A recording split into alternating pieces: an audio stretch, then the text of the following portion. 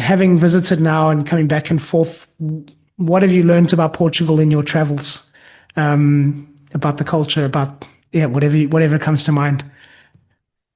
Yeah, well, I think a lot of what I've learned recently has really been focused in, food and wine and hospitality because this is really the realm where I work and play. And my fiance being a winemaker, Okay. these things are always top of mind when we come to Portugal. And so I feel like for us, we've just learned so much about the food culture and the wine culture. And specifically thinking about food, one thing that I found so interesting is, again, talking about growing up traditional Portuguese food was always at all the family gatherings. And so I grew up around a lot of these traditional dishes. And I think for me, it's been really interesting to see how Portuguese chefs today have I think, done a really good job of preserving those traditional dishes and the cultural significance behind them.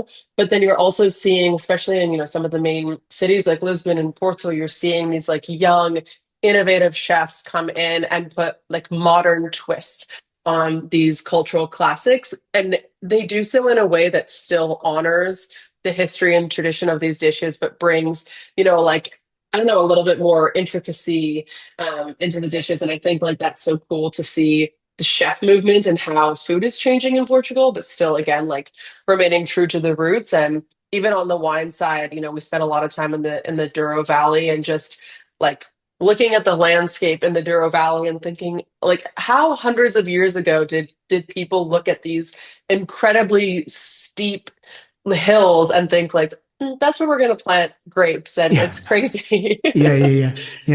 Have you been Yeah. to Madeira?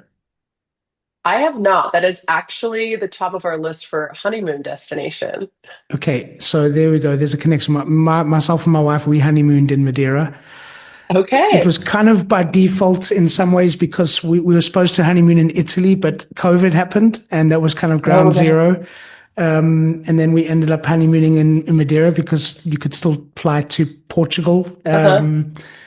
And it's awesome. Like, and there as well, you drive around there and you look and you say, who decided that, okay, this we're going to build a village or this is where Yeah. we're going to plant banana plantations. And it's just insane. And then you think they did this hundreds of years ago. How was it even possible? It's the door gives you that feeling as well. Yeah. Yeah, exactly. It's a beautiful landscape, and to see what they built from it is so I'm just like I don't know, I guess my brain doesn't work that way. I would have never, looked at that valley and seen, I guess, the potential, and clearly, hundreds of years ago people did, and they saw the potential, and now it's grown into, in my opinion, one of like the most beautiful wine regions in the world. Okay. And you and your fiance, you're going to be getting married in the Douro. We And for him as are. a winemaker, this must be heaven Yes. coming to Portugal. Yeah, Like who's more in their he element loves it. actually, you or him, you know? It's totally him. It is, yeah, and he's absolutely in his element. And we visited the Douro together for the first time. I'd never been to the Douro Valley before, and we went 3 years ago. We actually did a big trip. We drove from Lisbon to Porto, and we stopped, at some of the other like Bairrada and some of the other wine regions on our way up to Douro. Yeah. And when we got to the Douro Valley, we were both just completely awestruck. And, we've traveled quite a bit, specifically, to different wine regions and some of the most famous wine regions in, like France and Italy and Spain. And they're all beautiful and special, but I think we're both in agreement that there's nowhere like the Douro Valley. Again, like the landscape is so stunning. You're just looking at a hill with rows of Yeah. vines planted. You're looking at these crazy steep valleys with this beautiful river. And yeah, we knew, I think, from the moment that we got there that this was going to be the spot where we had to get married. I think, the second we got engaged, it wasn't even a question. We just immediately started looking at venues in the Douro Valley. We didn't even consider anywhere else. Amazing.